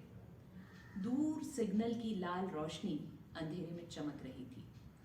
बीना साड़ी पर एक स्वेटर पहने हुई थी और उस पर एक ऊनी चादर, मगर इस वक्त उसको सर्दी नहीं लग रही थी। जब से वो इनकलाबी पार्टी में शामिल हुई थी, ये पहला मौका था कि एक अहम काम उसके सुपुर्द किया गया था। इसी ख्याल से उसके दिल की धड़कन तेज थी और बावजूद बर्फीली हवा के उसके गाल तमतमा रहे थे। क्या वो ये काम बखूबी अंजाम दे सकेगी? कोई गड़बड़ तो न करेगी? घबरा तो न जाएगी? नहीं, हरगिज नहीं। उसने सोच समझकर इनकलाबी पार्टी में शिरकत की थी। वो इनकलाब के लिए बड़े से बड़ा काम करने को तैयार थी। उसे अपनी जान की भी परवाह नहीं थी और ये बिल्कुल मामूली काम था। लीडर ने जो हिदायत दी थी वो अब तक बीना के कानों में गूंज रही थी। देखो, हमारा पुराना साथी विजय सिंह 16 बरस की जेल काट कर आ रहा है, मगर हमें मालूम हुआ है कि शहर पहुंचते ही उसको फिर गिरफ्तार कर लिया जाएगा, क्योंकि पुलिस डरती है कि उसकी वापसी से इनकलाबी पार्टी का असर और ज्यादा बढ़ जाएगा। इसलिए तुम उसे रामनगर के स्टेशन पर ही उतार लेना। रात भर वो तुम्हारे मकान पर ठहरेगा और सुबह को वो शहर आकर अपने आप को पुलिस के सामने गिरफ्तारी के लिए पेश कर सकता है। मगर हम चाहते हैं कि दोबारा जेल जाने से पहले वो कम से कम 12 घंटे तो आज़ाद रहे। ये खत तुम उसे दे देना और इसका जवाब जो वो लिखे पार्टी के दफ्तर में पहुंचा देना। रात भर वो तुम्हारे मकान पर ठहरेगा। मगर बीना का मकान तो 2 छोटे छोटे कमरों से ज्यादा न था। 60 रुपए माहवार पाने वाली स्कूल की उस्तानी इससे बड़े मकान का खर्च कैसे बर्दाश्त कर सकती थी? फिर वो रहती भी थी अकेली, न कोई रिश्तेदार न नौकर, अपना खाना भी खुद ही पकाती थी। इन हालात में एक गैर मर्द का अकेले मकान में उसके साथ रात गुजारना।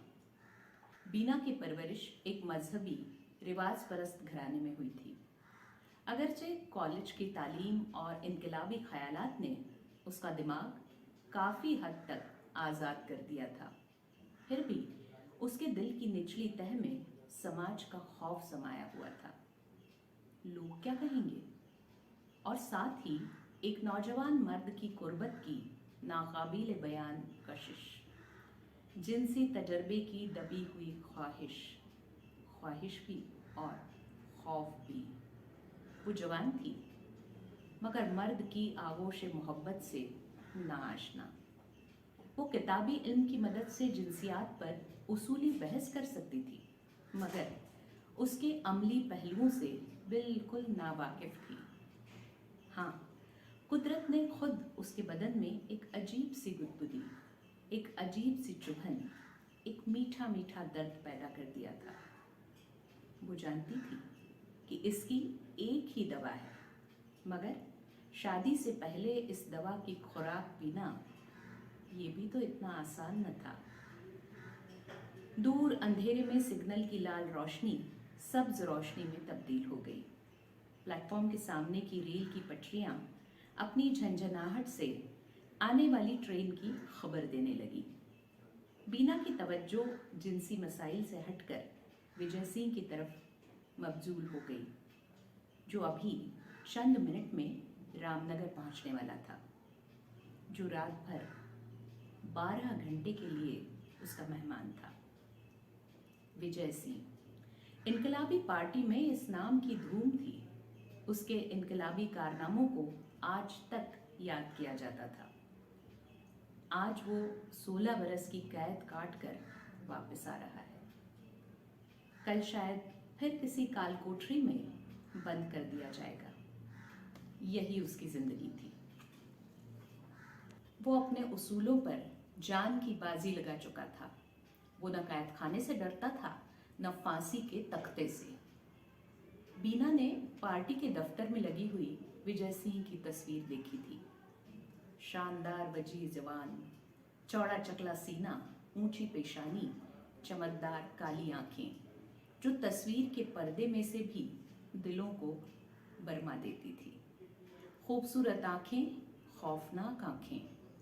उनकी गहराई में जुनून था मगर उनकी सतह पर बच्चों की सी सादगी खेल रही थी।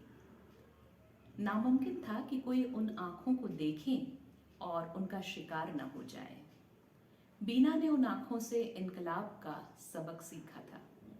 अपने उसूलों के लिए मर मिटने की तमन्ना और आज़ादी की खातिर अपना सब कुछ कुर्बान करने की हसरत। सब कुछ, जान, माल, इज्जत। हाँ, इज्जत भी। जब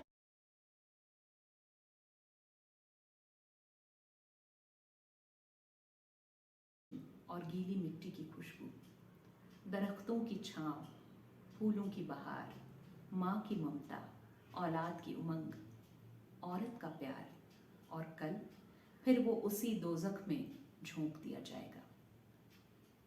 और ये जिंदगी के 12 घंटे यूं ही गुजर जाएंगे।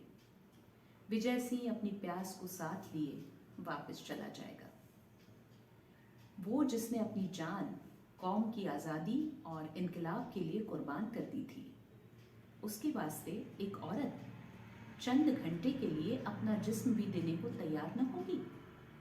औरत, नरमी, प्यार, दिल के करीब एक और धड़कन। 16 बरस तक वो उनसे महरूम रहा। इस वक्त उसको अगर ये नसीब ना हुआ तो शायद मरते दम तक नसीब ना हो। नहीं, वो ऐसा ना होने देगी। उसने अपनी जान इनकलाब के लिए वक्फ कर दी थी। अपनी जान और अपना जिस्म, अपनी इस्मत भी। विजय सिंह की कुर्बानियों के सामने उसके हकीर जिस्म की क्या औकात थी। इससे बेहतर जिस्म बाजार में 5-5 रुपए में फरोख्त होते हैं। नहीं, वो अपनी मोहब्बत से, अपने बदन की गर्मी से विजय सिंह को आराम पहुंचाएगी। चंद घंटे में 16 बरस की महरूमियों का इजाला करने की कोशिश करेगी। उसके बदन में विजय सिंह को चंद लम्हे के लिए ही सही फूलों की बहार, बच्चों की आवाज़, माँ की ममता, मौसीकी की झनकार, गुरूब आफताब की रंगीनी, बरसात की रिमझिम सब कुछ मिल जाएगा। और आइंदा ज़माने में जब वो जेल की सख्तियों से तंग आकर दुनिया और ज़िंदगी की तरफ से मायूस होने लगेगा तो उसे इन चंद घंटों की याद आएगी। एक लड़की की याद, एक नौजवान जिस्म की याद, और वो मुस्कुरा देगा। मायूसी के बादल छट जाएंगे। वो जिंदगी से मुंह मोड़ते मोड़ते रुक जाएगा। वो अपने जिस्म और दिमाग और दिल को जिंदा रखेगा, हिंदुस्तान के खातिर, इनकलाब के खातिर। और फिर जब मुल्क आज़ाद हो जाएगा तो विजय मायूस और शिकस्ता खातिर नहीं बल्कि मुस्कुराता हुआ कैद खाने से निकलेगा, ताकि फिर अपने कौम और अपने मुल्क की खिदमत कर सके। लाखों उसकी कहानी सुनेंगे और उसकी कुर्बानी और इसार से उनके सर बुलंद हो जाएंगे और दिल फख्र से भर जाएंगे। उस वक्त शायद विजय सिंह बीना का नाम भी भूल जाएगा।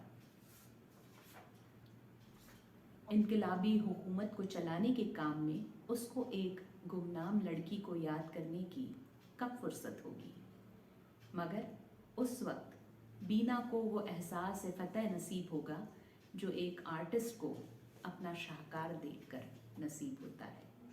बीना उठी, दरवाज़ा खोला और दूसरे कमरे में चली गई। Very good Neerja ji.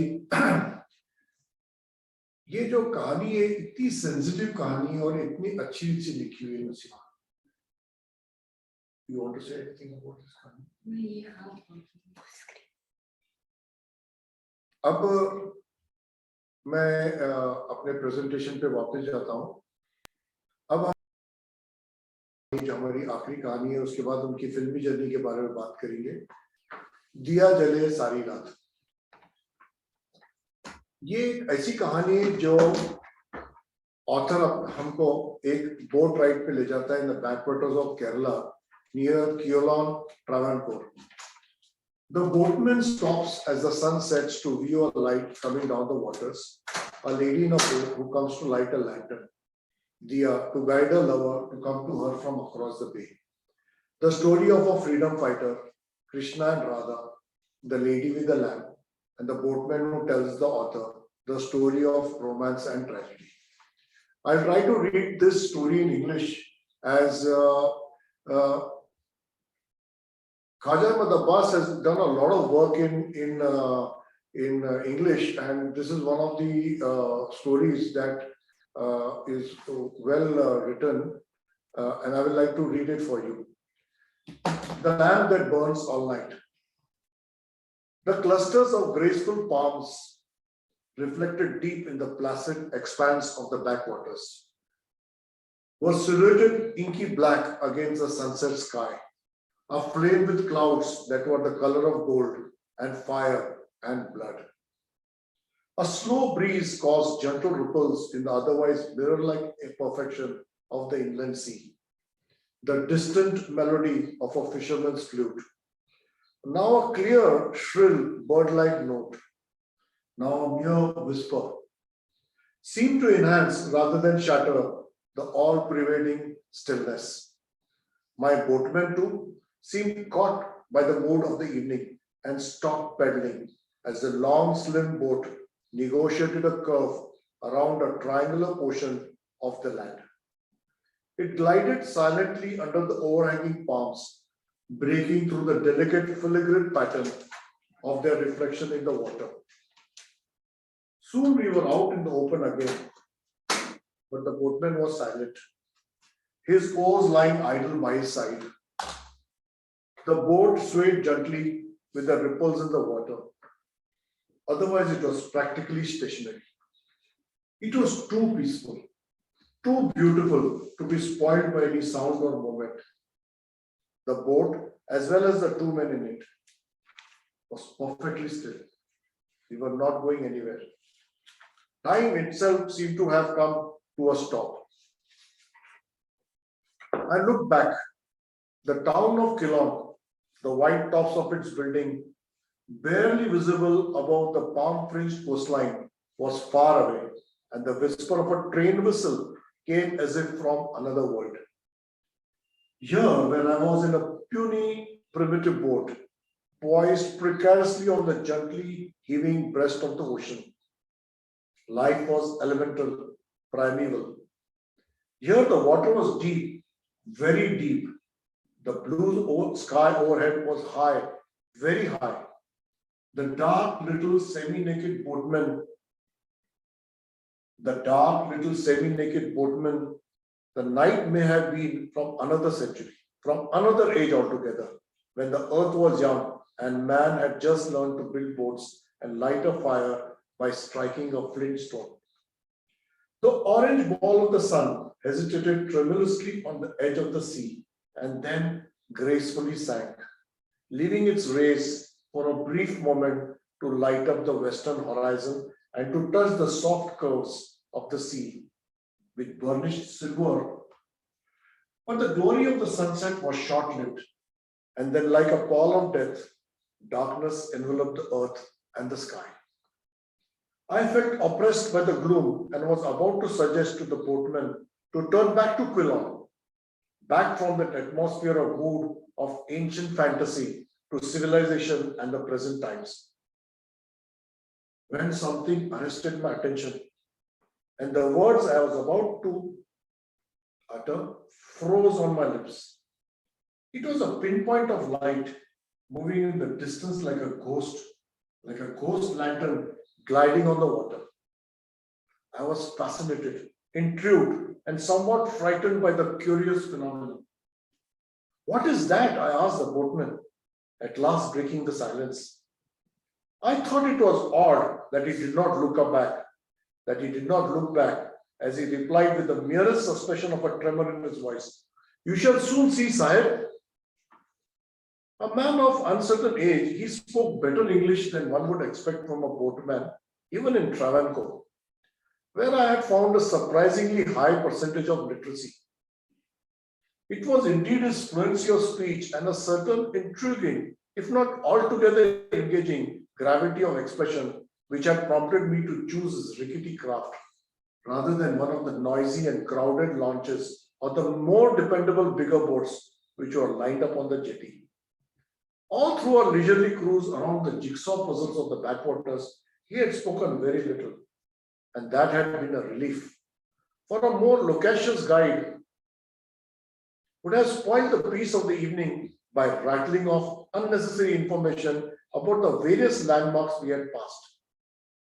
I was definitely not afflicted with the average tourist's craze for finding out and noting down names of every creek and island and lighthouse and picturesque hamlet that we passed on the way. I was out to savor the peace and beauty of this far-famed backwaters.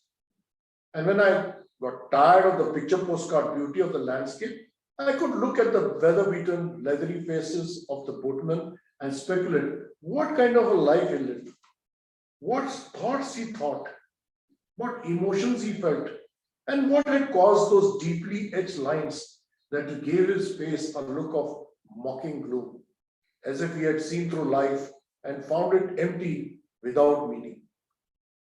You shall soon see, Sahib, he had said, and without another word had begun to paddle softly towards the light.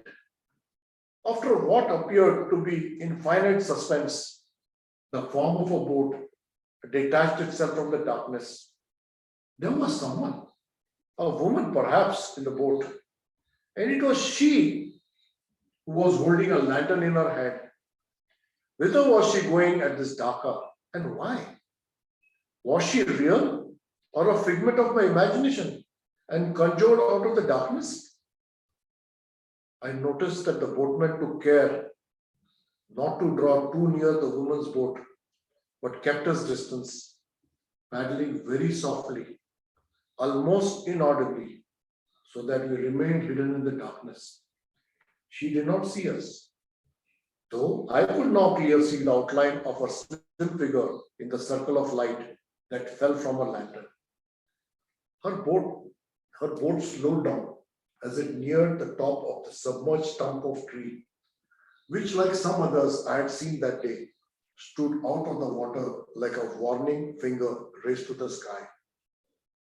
Tied to the stump of tree was another lantern, The woman proceeded to fill it with kerosene oil and then struck a match to light it up. As the lantern on that impoverished lighthouse came to life, I could see her face. I still remember it vividly, for it was a face that one cannot easily forget. It provided a strange, inexplicable contrast between physical features and facial expression. It was pale, drawn, haggard cheeks sunk into hollows, hair bedraggled. The hand with which she raised the wick of the lantern was thin and bony. The hand with which she raised the wick of the lantern was thick and bony and bloodless. But in her big, undoubtedly beautiful eyes was an expression of infinite tenderness, a consecrated longing for something or someone. And the face was lit up as if by an inner flame that shone through that pale, almost transparent skin of hers with selfless devotion. A smiling, happy face, and the light in her eyes was the light of hope. It was the kind of expression that you may expect to see on the face of a nun, or a saint, or a woman in love, waiting in hope for her love's return. And so in this case, she seemed to be, for as her boat turned round and went back in the direction of the little island, where the outlines of some fisherman's hut could be seen, dimly in the starlight, I heard her thin, reedy voice raised in a song, a plaintive, haunting melody, strange and yet familiar, which I seem to have heard before and elsewhere, though not in the dialect of Malayali boatmen. I will go to the end of the story so that you can understand something. As I looked back at the lantern out there in the middle, I could almost hear the steady swish of water as the strong-armed Krishna negotiated the dark waters guided by the life-saving pinpoint of light. And what happened then? From the depths of the boatman's soul, as it were, came his voice. One night, the lantern was duly lit, but it was blown out, and there was no light to guide Krishna when he came swimming towards the island. What happened? Was there a storm? You may say there was a storm, sir, but it was in the heart of an evil-minded man. He turned traitor to his people and caused the death of his friend by blowing out the lantern. But why? Why should a man do such a stupid and terrible thing? He thought it was love, his love for Radha. The desire for her was strong in him. It was really like madness, and he knew he had no chance as long as Krishna was alive. He killed his friend as surely as if he had strangled him with his own hands. What he did know was that he had no chance even after Krishna was dead. We were now nearing the Quilon jetty and was anxious to learn the end of the story and the rounding up of all the principal characters. And so Krishna drowned. What happened? What happened then? The strike was broken after Krishna's death. And Radha? How did she take a lover's death? She did not believe he drowned. You see, the body was never found. So she still waits and lights the lantern every night for his return. They say she has gone mad. And that traitor, that fellow who caused Krishna's death, betrayed his people and the cause for their freedom. What happened to him? There was no reply from the boatman, who sat grimly silent and hushed up. No reply except the steady, sigh-like swish of his oars. I could hear his guilty heartbeat, the water gently lapping against the sides of the boat, and the not-so-distant shrill whistle of the train that would take me away from Quilon, away from those enchanted backwaters, consecrated by the blood of the martyred Krishna and illuminated by Radha's little lantern, which shone out of the surrounding gloom, a symbol of eternal hope. This is the story of the lamp that burns all night. Unfortunately, I could not read the whole story, but we will be putting it in the YouTube. So, Nasima, I will start the presentation and we can continue. We will now take a journey into Abbas's journey into the Hindi cinema. Nasima. जब ख्वाजा अहमद अब्बास अलीगढ़ से दिल्ली पहुंचे और फिर बम्बई आए तो बहुत सारे लोगों की तरह शोहरत और दौलत हासिल करने के लिए नहीं आए, बल्कि तजुर्बा हासिल करने के लिए आए। एक ऐसा इत्तेफाक उनकी जिंदगी में आया जिन्होंने उनकी जिंदगी बदल दी। उन्हीं दिनों पूना में वी शांताराम की एक फिल्म मराठी और हिंदी दोनों में बनी। मराठी में उसका नाम कंकु और हिंदी में दुनिया न माने था। उस वक्त बॉम्बे क्रॉनिकल अखबार में कन्हैयालाल वकील फिल्मों पर तबसरे का कालीन लिखा करते थे। जब फिल्म दुनिया न माने की नुमाइश का दावतनामा कन्हैयालाल को मिला तो किसी वजह से वो न जा सके, इसलिए ख्वाजा अहमद अब्बास को वो दावतनामा दे दिया और कहा कि इस फिल्म को देखकर इस पर तबसरा यानी रिव्यू लिखकर आना। चूंकि वो भी शांताराम की फिल्म थी, इसलिए फिल्म में जिंदगी की सच्चाइयों को बेबाकी से लिखा गया था और इस फिल्म के मनाजिर भी बड़े खूबसूरत थे, जिसने ख्वाजा अब्बास को बहुत मुतासिर किया और वो भी शांताराम की ज़हनी तख्लीक से भी मुतासिर थे। इस फिल्म पर जब ख्वाजा अहमद अब्बास का तबसरा यानी रिव्यू बॉम्बे क्रॉनिकल अखबार में शाया हुआ तो उसके एडिटर को बहुत पसंद आया और ख्वाजा साहब को मुस्तकिल तौर पर फिल्मी तबसरा निगार बना दिया गया। ये फिल्मों से वाबस्ता होने का इनका पहला वाक़या था और इसी तरह उन्होंने फिल्मों में रिव्यू लिखने शुरू किए और बाद में क्रिटिक्स भी लिखने का मौका मिला। मगर जितना कलम का नजदीकी का साथ था उतना फिल्मों में उनका साथ दूर दूर का रहा। मगर उन्होंने महसूस किया कि फिल्मों के जरिए वो आवाम के साथ कम्युनिकेट आसानी से कर सकते हैं। फिल्मों में रिव्यू और क्रिटिक्स लिखते लिखते उनका उठना बैठना फिल्मी हस्तियों में होने लगा। 1941 में ख्वाजा अहमद अब्बास की पहली कहानी पर बनी फिल्म थी नया संसार। ये फिल्म बॉम्बे टॉकीज ने बनाई थी। NR आचार्य ने इस फिल्म को डायरेक्ट किया था। ये जर्नलिस्ट की कहानी पर मबनी थी। इस पर उन्होंने क्रिटिक्स तो नहीं की, मगर इस फिल्म में ये जरूर बताया कि राइटर सच्ची कहानी लिखना चाहता है, मगर एडिटर छापता नहीं है क्योंकि उसे ये डर रहता है कि कहीं अखबार बंद ना हो जाए। और इसकी दूसरी वजह ये भी रहती है कि सरमायादार एडिटर को अपनी मुट्ठी में बंद रखना चाहते हैं। ज्ञान मुखर्जी को ये कहानी बहुत पसंद आई, फिल्म भी बनाई, इस पर रात दिन मेहनत भी की, फिल्म हिट भी हुई और काफी कमाई भी की। इनकी इस पहली फिल्म के लिए उन्हें 750 रुपये दिए गए, दूसरी कहानी पर 2000 और तीसरी कहानी पर 3000। ख्वाजा अहमद अब्बास कहते हैं कि जब मुखर्जी ने मेरी एक कहानी को बदल कर लिखा जिसका नाम ख्वाजा अहमद अब्बास ने स्वांग रखा था और उन्होंने इसको नई दुनिया का नाम दिया। मैं उस वक्त जवान था, जोशीला था, इस पर मैंने काफी लड़ाई भी की।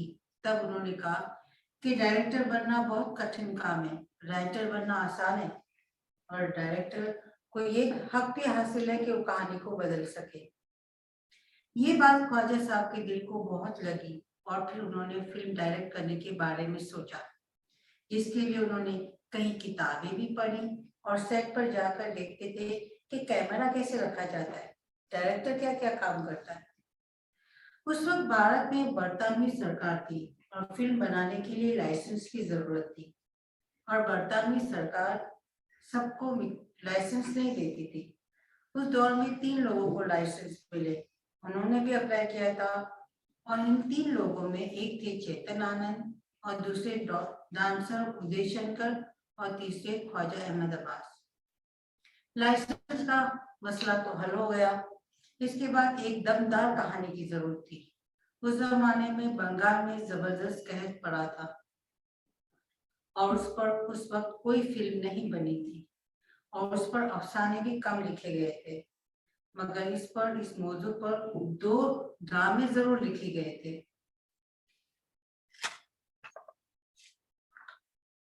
एक बंगाली ड्रामा था जिसका नाम नबन्ना था और दूसरा ड्रामा अंतिम अभिलाषा। बंगाली ड्रामा ख्वाजा साहब ने कलकत्ते जाकर देखा और अंतिम अभिलाषा, जो हिंदुस्तानी जबान में बंबई में हुआ था। उस जमाने में क्रिश्चियन ने अन्नदाता लिखी थी। उन्होंने इन तीनों कहानियों को बेस बनाकर एक ऐसी कहानी लिखी जिसका नाम धरती का लाल रखा। ये कहानी आंसू और बेबसी के साथ साथ हिम्मत और हौसले की भी थी। इस फिल्म में समाजवाद के बीज को कम करने में मदद मिली। समाजवाद जो ख्वाजा अहमद अब्बास का आदर्श भी था और उनकी जिंदगी का मकसद भी। किस तरह वो अपनी आवाज को लोगों तक पहुंचाया उन्होंने। और ये अपने जमाने की पहली सोशल पिक्चर थी। इसमें बलराज साहनी ने, जिन्होंने इस फिल्म में कैमरे के साथ अपने जिस्म को एक फाका ज़दा शख्स के तौर पर पेश करने के लिए कई माह तक एक वक्त का खाना खाते रहे। ये फिल्म बेहद पसंद की गई। मशहूर फिल्मसाज व हिदायतकार महबूब खान की एक फिल्म अंदाज ख्वाजा साहब को बहुत पसंद आई। इन्हीं दिनों ख्वाजा साहब ने फिल्म आवारा के लिए कहानी लिखी थी। लिहाजा वो कहानी ख्वाजा साहब ने महबूब खान को सुनाई, जो उन्हें बहुत पसंद आई। इसके अलावा ये एक इनकलाबी सोच वाली फिल्म थी। महबूब खान ने इस फिल्म में राज कपूर और पृथ्वीराज कपूर को लेना नहीं चाहते थे, तो बात यही खत्म हो गई। मगर जब ये कहानी ख्वाजा अहमद साहब ने राज कपूर को सुनाई, तो राज कपूर कहानी से बहुत मुतासिर हुए और उन्होंने अब्बास की कहानी पर आवारा खुद बनाई, जो 1951 में नुमाइश के लिए पेश की गई और कामयाब फिल्म साबित हुई। इस तरह ख्वाजा अहमद साहब और राज कपूर की फिल्मी जोड़ी बन गई। बाद में ख्वाजा अहमद साहब ने राज कपूर के लिए बहुत सी फिल्में बनाई जो ज्यादातर कामयाब रही, जैसे श्री 420, जागते रहो, जिस देश में गंगा बहती है, मेरा नाम जोकर। मेरा नाम जोकर ने दौलत और शोहरत तो हासिल नहीं की, मगर इससे राज कपूर को बहुत इज्जत मिली और जिसकी वजह से उनका सर ऊंचा हो गया। मेरा नाम जोकर के बाद की कामयाबी के बाद उन्होंने सत्यम शिवम सुंदरम, राम तेरी गंगा मैली भी लिखी और राज कपूर ने ख्वाजा अहमद साहब से कहा कि उनके लिए एक लव स्टोरी पर मबनी एक फिल्म बनाए। फिर उन्होंने बॉबी बनाई, जो नौजवानों को खास अपील करती थी। इसमें कुछ चेंजेस के बाद राज कपूर ने इस फिल्म को पेश किया, मगर ख्वाजा अहमद अब्बास ने इसकी कामयाबी का सिरा राज कपूर को दिया। ख्वाजा अहमद साहब की फिल्म सात हिंदुस्तानी को लोग सुपरस्टार अमिताभ बच्चन की पहली फिल्म के तौर पर मानते हैं, मगर ऐसे कम लोग होंगे जो ये भी जानते हो कि ये फिल्म गोवा की जंगी आजादी की हैसियत पर मबनी एक तजर्बाती फिल्म थी। ख्वाजा साहब को सात हिंदुस्तानी के लिए 7 नए चेहरों की जरूरत थी। इसके लिए 5 लड़के और 1 लड़की का इंतखाब कर चुके थे। 7वें हिंदुस्तान के रोल के लिए उन्हें एक दुबले पतले नौजवान की जरूरत थी, जो दिखने में शायर लगता हो। अमिताभ बच्चन को अजीताभ बच्चन ने ख्वाजा अहमद साहब से मिलवाया था। जब उन्होंने अमिताभ के इंटरव्यू के दौरान इसका नाम सुना, तो उन्होंने अमिताभ से पूछा कि क्या तुम हिंदुस्तान के मशहूर शायर हरिवंश राय के लड़के हो? तो अमिताभ ने कहा, जी हाँ। तो उन्होंने अमिताभ को इस फिल्म में लेने से इनकार कर दिया और कहा कि मैं उनसे पूछूंगा कि तुम उनकी रजामंदी से फिल्म में आए हो। और ट्रंक कॉल करके जब उन्होंने हरिवंश राय से पूछा, तो उन्होंने जवाब दिया कि हाँ, और उन्होंने ये भी कहा कि अगर उन्होंने अमिताभ को अपनी फिल्मों में पहला मौका दिया तो वो उनका जाती तौर पर शुक्रगुजार रहेंगे। इस तरह अमिताभ को ये फिल्म 7 हिंदुस्तानी मिली।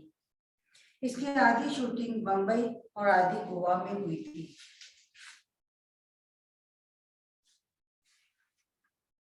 ये फिल्म हिंदुस्तानियों की खूबियों और खामियों पर मबनी थी। ये एक दस्तावेज थी, वतन परस्ती का एक ऐसा पैगाम थी जो देखने वालों के जहन को जगाने का काम करे। अगर देखा जाए तो ख्वाजा अहमद अब्बास भी यही चाहते थे कि अपनी फिल्म के जरिए अवाम का रिएक्शन मिले। उन्होंने अपने कलम की मजदूरी से जो कुछ भी कमाया वो फिल्मों बनाने में गंवा दिया। उन्होंने एक फिल्म बनाई थी 4 दिल 4 राहें, जिसमें मीना कुमारी, राज कपूर, शम्मी कपूर, कुमकुम, अजीत, निमी, जयराज और डेविड जैसे अदाकार थे। इस फिल्म से उन्हें नुकसान तो हुआ ही था, लेकिन फिल्मी सितारों ने उन्हें जिस तरह परेशान किया, इसका उन्हें बहुत दुख हुआ। इस फिल्म के बाद अब्बास साहब ने कसम खाई कि वो कभी मशहूर फिल्मी सितारों को लेकर फिल्में नहीं बनाएंगे, सिर्फ नए अदाकारों को लेकर फिल्में बनाएंगे, ताकि नए फनकार उन्हें उनकी जरूरत के मुताबिक वक्त दे सके। 1957 में उन्होंने रूस के सपोर्ट से हिंदुस्तानी कल्चर को सलाम करने वाली एक फिल्म बनाई, परदेसी। ये दुनिया की ऐसी पहली फिल्म थी जिसको 2 देशों ने मिलकर बनाया था। ये एक रूसी नौजवान की हिंदुस्तान आमद की कहानी थी। ये उन दीवारों की दास्तान थी जो कभी मजहब, जबान, सरहद बनकर इंसान को इंसान से जुदा करते। ये उस मोहब्बत की कहानी थी जो उस सियासी दीवारों के खिलाफ बगावत करती है। इसमें एक रूसी कलाकार ने भी काम किया था, Oleg Striznov। हाँ, ये फिल्म जो किसी से ये एडप्ट की गई थी, और जर्नी बियॉन्ड द 3 सीज। इस फिल्म के बाद नरगिस ख्वाजा अहमद अब्बास की कलम की दीवानी हो गई। अनहोनी फिल्म बनाई इसके बाद 1952 में, जो आवारा फिल्म की अपोजिट थी। इसमें राज कपूर और नरगिस थे, और इस फिल्म में नरगिस के 2 रोल थे। 1962 में बम्बई की नौकरी पेशा औरतों और लड़कियों पर एक फिल्म बनाई, 11,000 लड़कियां, जो नई और पुरानी रिवायत की दास्तान थी। अब्बास साहब जिंदगी भर फिल्मों में एक नयापन लाने की कोशिश करते रहे। इसी वजह से हिंदुस्तान की पहली बच्चों की फिल्म हमारा घर बनाकर उन्होंने न सिर्फ हिंदुस्तान के नन्हे मुन्ने बच्चों की फरमाइश पूरी की, बल्कि बच्चों के लिए अलग से फिल्मों की राह भी खोल दी। स्टार सिस्टम के बावजूद अब्बास साहब अपनी फिल्मों में नए चेहरों को पेश करने देते थे। शुक्रिया। लेकिन अभी उनको क्या अवार्ड मिले, ये फारूक बताइए। ये इस वक्त में मैं बताऊं कि डॉक्टर कोटनिस की अमर कहानी भी उन्होंने बनाई थी। अच्छा। और ये कहानी उन्होंने कुछ किस्सों पे बेस की थी। डॉक्टर कोटनिस को खुद मिले नहीं थे, और वो कहानी शांताराम जी ने फिल्म बनाई थी। तो उसके बारे में मुझे ज्यादा कुछ मिला नहीं है। एक्चुअली बहुत सारी चीजें जो ए.के. अब्बास की लाइफ में हुई, उनके वफात के बाद उनके घर में जो नए किराएदार आए, जो नए आए, वो सब चीजें कबाड़ी खाने में डालती है। और बहुत सारी चीजें we lost a lot of treasure of A K. Abbas during that time. Now we will go to his next this, कि उनकी जिंदगी में उन्होंने सब मिला के 87 शॉर्ट स्टोरीज लिखी। बहुत सारी लिखी होगी, पर जो रिलीज हुई है वो 87। उन्होंने 74 नॉवेल्स लिखे, और बहुत सारे अनपब्लिश्ड हुए। जैसा मैंने कहा कि काफी कुछ मैन्युस्क्रिप्ट्स कबाड़ी वाले में चले गए। उन्होंने 43 फिल्म्स बनाई, जिसमें आइदर उन्होंने स्टोरी लिखी, या स्क्रीन पे लिखा, या डायरेक्ट किया, या पूरी की पूरी फिल्म उन्होंने बनाई। उन्होंने उनकी खुद की फिल्म कंपनी भी बनाई, बट वो ज्यादा चली नहीं। ज्यादातर वो एक्सपेरिमेंटल फिल्म्स ही करते थे उसमें। उन्होंने अपने जिंदगी में काफी अवार्ड्स जीते, बट जो एकदम जो इम्पोर्टेंट अवार्ड्स था, नीचा नगर करके जो फिल्म थी, उसकी उन्होंने स्क्रीन पे लिखी थी। वो केन्स फिल्म फेस्टिवल में पाम डियोर, जो गोल्डन पाम करके जो अवार्ड है वो मिला था। जागते रहो फिल्म में उनको crystal globe grand pre award मिला था। National film award for best feature film शहर और सपना, जो एक्चुअली इतनी सक्सेसफुल नहीं थी कमर्शियल, पर उनको नेशनल अवार्ड मिला था उसके लिए। Nargis Dutt award for best feature film और national integration at the national film award was Saat Hindustani. मुझे भी याद है, मैं जब छोटा था तो Saat Hindustani was a very memorable picture. Nargis Dutt award for best feature film में national integrated and national film awards 1972 में उन्होंने दो बूंद पानी से बनाए, और 1980 में उनको गोल्डन अवार्ड मिला फॉर द नेक्स्ट राइट्स। ऐसे बहुत सारे अवार्ड्स मिले, but these are the main awards. Khwaja Ahmad Abbas left for his heavenly abode on 1st June 1987, और उन्होंने जब गुजरे उनके पहले उन्होंने एक विल बनाई थी, और वो विल जो है ब्लिट्स मैगजीन ने लास्ट पेज पब्लिश किया जून 1987 में, जो इस तरह था। तो ख्वाजा अहमद अब्बास अपने विल में बहुत क्लियरली लिखे थे कि मेरे पास तो ज्यादा कुछ पैसा नहीं है, मेरे पास जो भी है वो मैन्युस्क्रिप्ट है और जो है जो भी है, बट उन्होंने ऐसे लिखा था कि I take leave of all with a smile of understanding and love me if you can, that is the फातिहा that you may recite. He didn't believe in religion, वैसे तो वो एक एथिस्ट थे, but he wanted to be buried like a Muslim. One thing more, if you arrange a meeting to celebrate and not mourn my death, let it be an all religion affair. I will suggest 5-minute speeches by the following. 5-minute speeches, huh? Ali Sadar Jafri, Janab Shiko, Inder Raj Anand, Vedant and Gita, R.K. Karanjia Parsi, some broad-minded Christian, some rationalist Buddhist, and some nationalist Jain. About my कफन जो होता है ना, जिसमें जो dead body होती है उसको, a Muslim कफन may be used, but उसके ऊपर, and this is very interesting, the upper covering must be of the last pages and Azad Kalam pages in Urdu and Hindi. These must be buried along with me because I lived and died for them. Shri R.K. Karanjia is hereby requested to retain the name of last page and Azad Kalam and entrust it to some progressive journalists like P. Sainath, who will carry on the K. Abbas tradition. Adieu, goodbye, all of you, my dear friends and relatives. I don't know if we shall meet again, but if you want to meet me or converse with me, there are over 70 books open, and start reading any of them, and you will meet my spirit. Or see any of the pictures I produced, and you will meet me. For the rest, love and love and love. Yours affectionately, Khwaja Ahmad Abbas. With this, we come to the end of the program. And I think that in this 1.5 hour, we have tried to do a lot of justice to this extremely enterprising gentleman, literature, journalism, everything, short stories. And now I request if anybody from the audience would like to speak something, I now invite Sandeep Prakash Bide. Sandeep, I'll put you, can I promote you to panelist, and then you can just click one button and just become a panelist and join so that we can see you. Okay, Sandeep.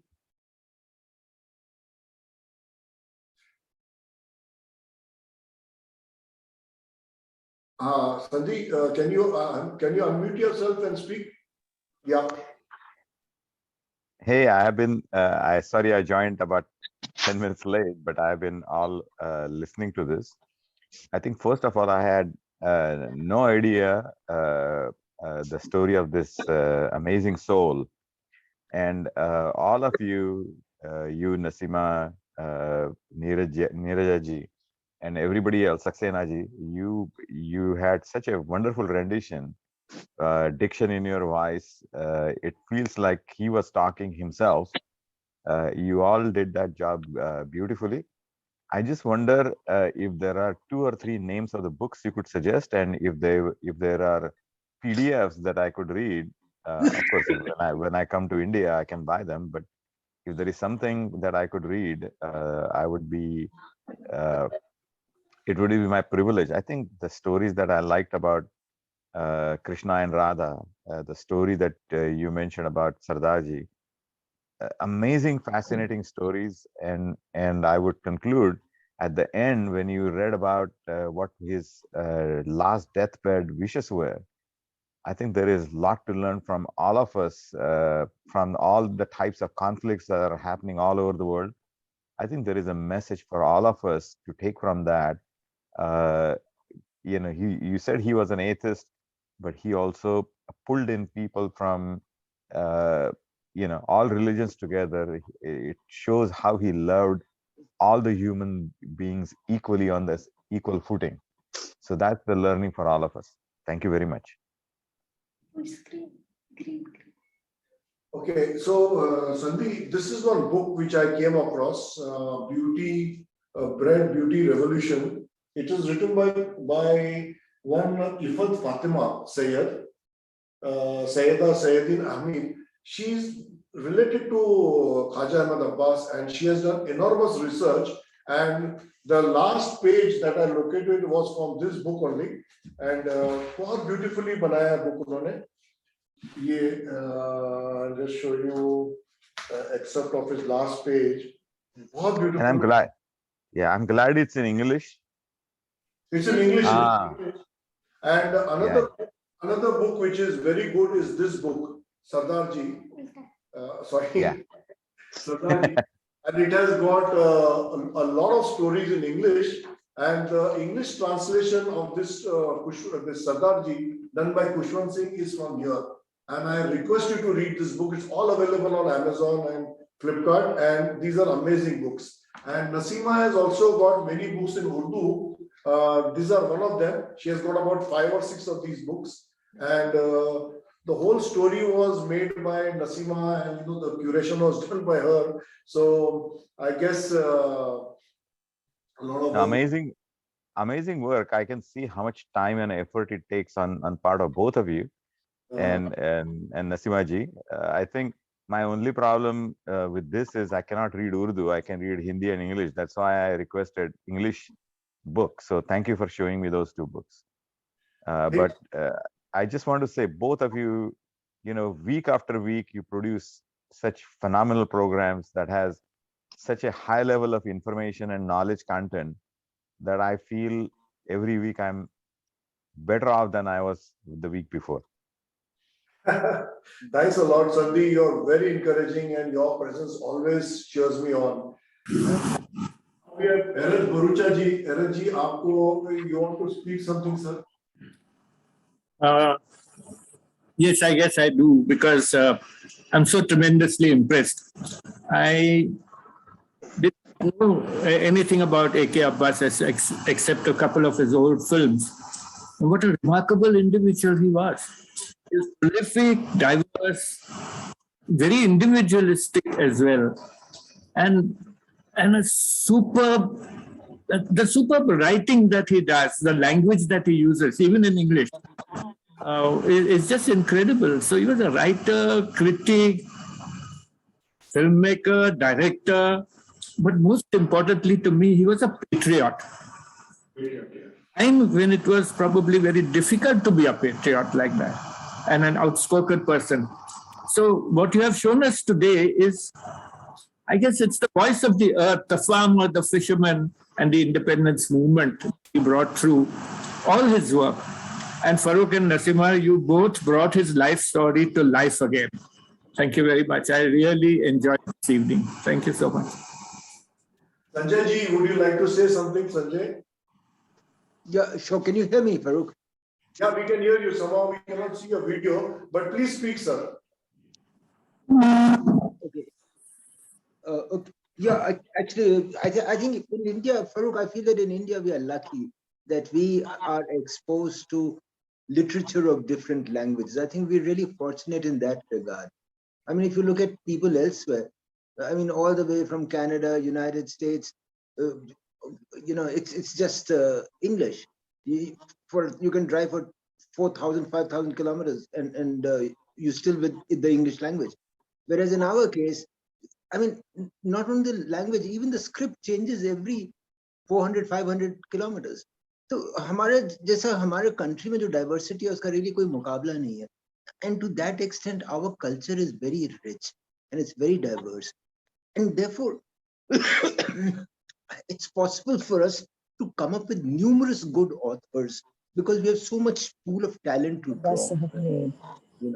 And the other thing I liked most about Khaja Ahmad Abbas and readers of that generation, that generation, Farooq, people who were born around 1914, 1915, and who lived on to 1988, 1990, these are the writers who saw enormous amount of change in terms of technology, in terms of politics, in terms of society, going from tradition to modernity. What is it that they have not seen?